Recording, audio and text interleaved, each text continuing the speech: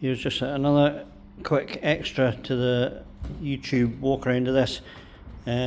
When I got it, there's no chassis number stamped on it. It is a BFAT chassis number on the logbook, so it's an RS2000 logbook.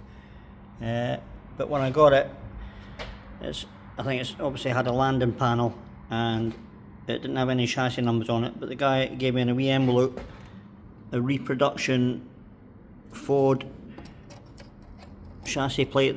He says if you join the AVO club you'll probably get that stamped, and AVO tag. That's just another thing I've never ever got around to, but when I was looking at stuff for this I found them still in the envelope. So as I say, I've never joined the relevant car clubs for most of my cars, so at the time it didn't, to be honest with you, it didn't really bother me if they were stamped or not, but obviously they'll go with the car and somebody else can get them stamped.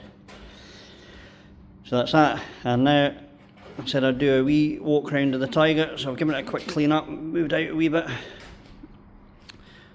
So I'll give a walk around of this, try and find my torch, and go into the bonnet.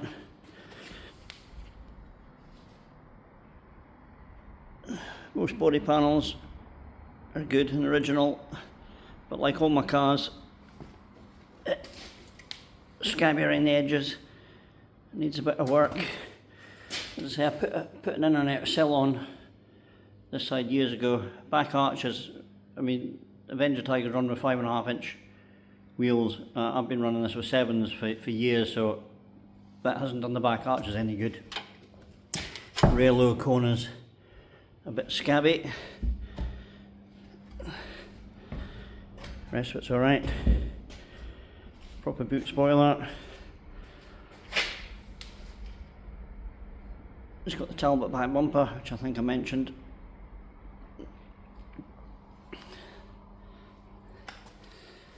The back badge, the Tiger bit, somebody pinched it years ago, so I got that made by Timpson's. They do the sort of name tags for front doors and pet tags for collars and stuff like that. Inside the boot, got a Mark 1 Capri fuel tank in the boot. The fuel gauge actually works in it. Electric fuel pump. When I bought it, it came with these 7x13, I think the 2 gates Minolite replicas, so a set of them on it when I got it, and I got the magnesium Minolites. So like the Escort, I would sell this with an option of wheels, either the 5 7x13 Alicats, or I think there's just 4 7x13 Minolites, and you'd also get the 5 magnesium Minolites batteries in the boot. Boot lid's good. You know, wheel arches are good. Rear quarter on this side. Got caved in at Knockhill in the backlight. I've got pretty much new backlights for it, and I have got a complete rear quarter for this side for the next person that wants it. You know, if it wasn't for that damage up there, you probably could have got away with a rear wheel arch in a lower corner, but I think it needs a rear quarter. Driver side sill's getting a bit scabby. I think you can put my fingers through some of it somewhere. There's a lot, maybe not, there's a lot of paint flaking off.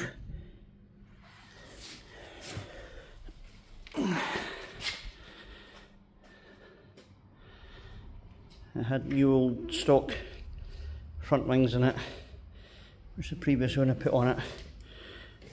Most of that will tea cut off. That's why there's no holes for wing mirrors. Bonnet's good. It's got the dummy plastic bonnet bulge, bonnet pins. It should have 4 Lucas spotlights on the Mark 1 Tigers and the rectangular headlights. This is lost the original spotlights over the years, and I just put some, I think they're 8 or 9 inch later Lucas spotlights on it. The bottom ones, they're not even wired up. I think they're actually off a truck, to be honest. I just put them on it. When I got it, it came with the lamp brackets but no spotlights. I thought I'll try out the spotlights on it and see what it looks like. So front panel's good, and the inkwell panel between the front panel and the radiators really good. If you're into Avengers, you'll probably know what I mean by that. Let's open the bonnet.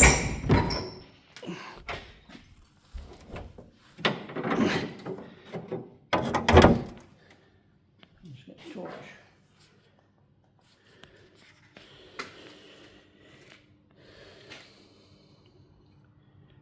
Chassis number.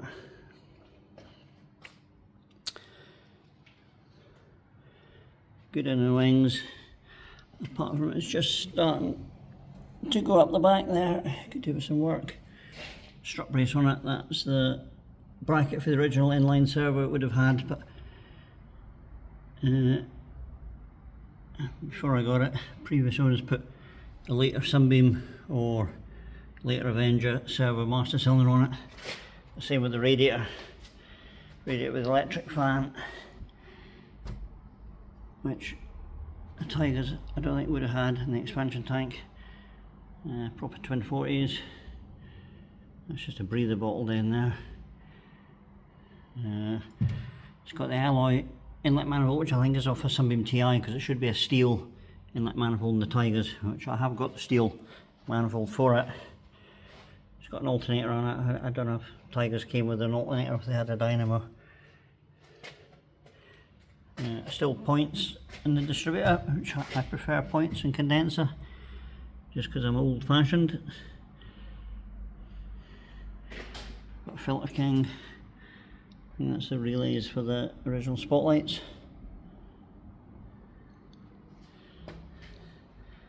Underneath the bonnet's good, apart from a lot of flaking paint.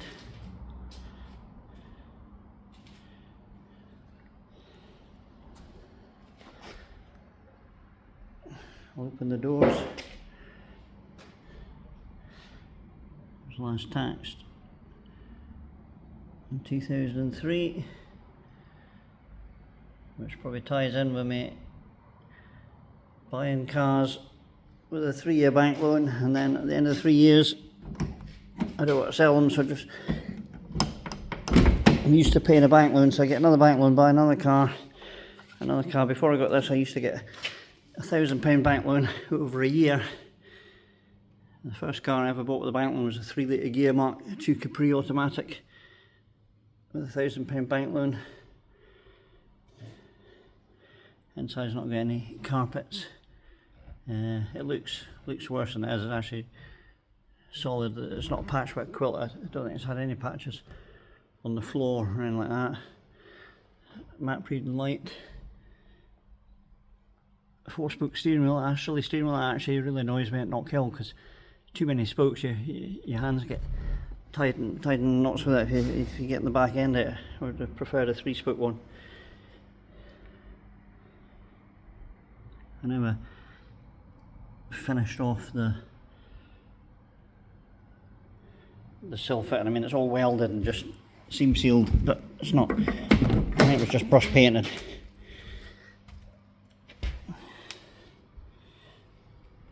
And seam sealing there, it looks like catty through the phone, but it won't be catty.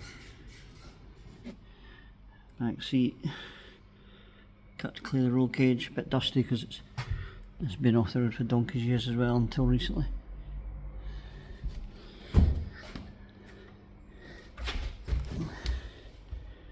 Doors are good, apart from the flaking paint.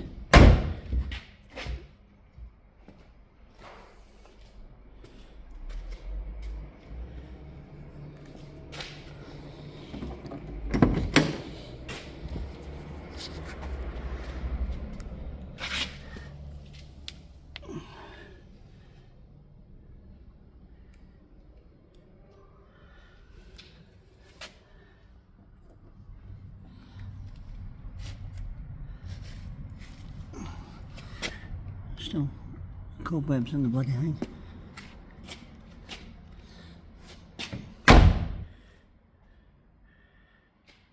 Tuned by John Mowat. I don't know if he's still going. South North Benfleet, because I bought the car from South Benfleet in Essex. Some other stickers that were on it, because the previous owner was doing hill climbs and sprints with the car.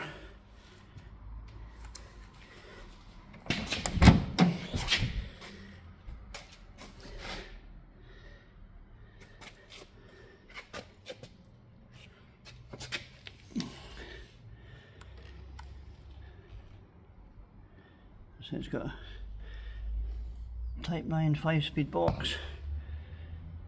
I haven't got this over the pit, so I can't show it underneath yet.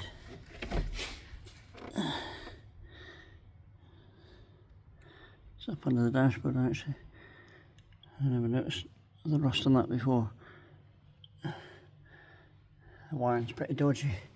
I'm not an auto electrician.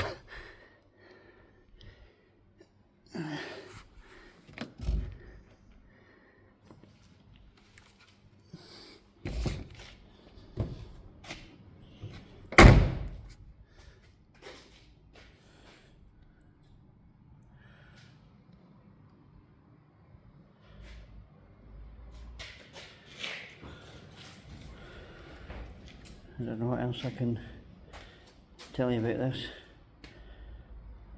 apart from if I could keep one of them between this and the Escort.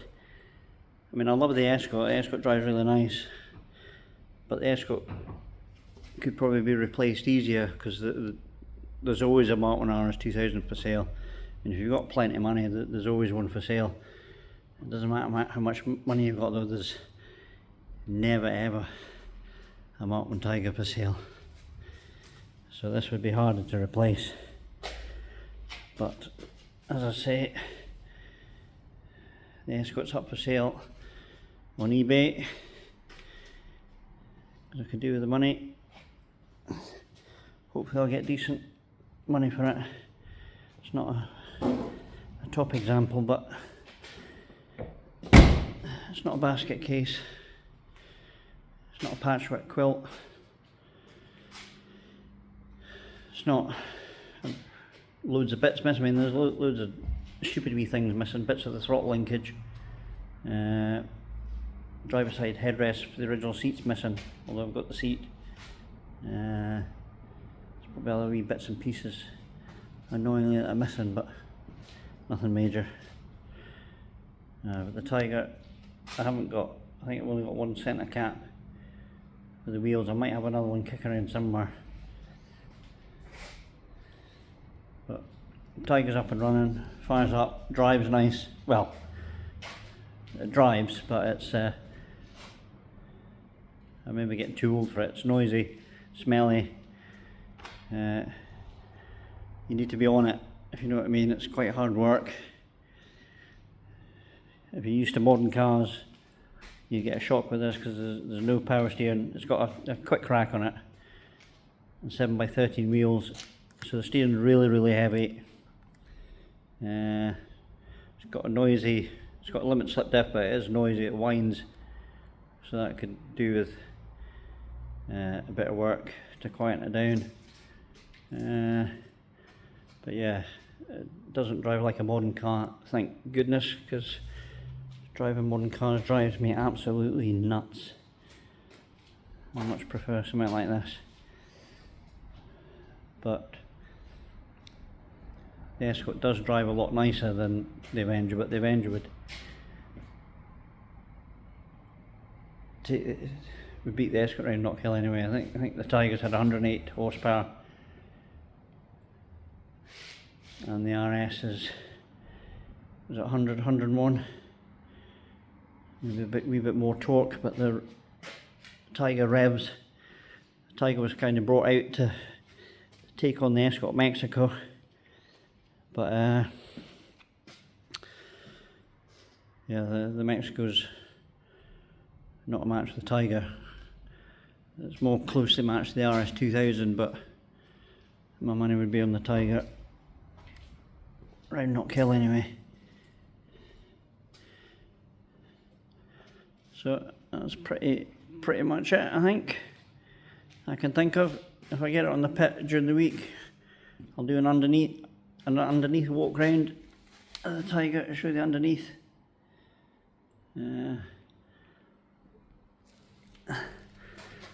Good looking cars, Tigers, I think. Quite a handsome car.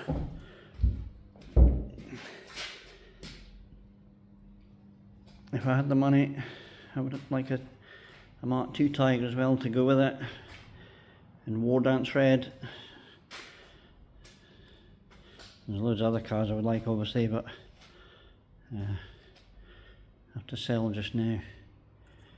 Anyway, I'll load these up to YouTube. Cheers.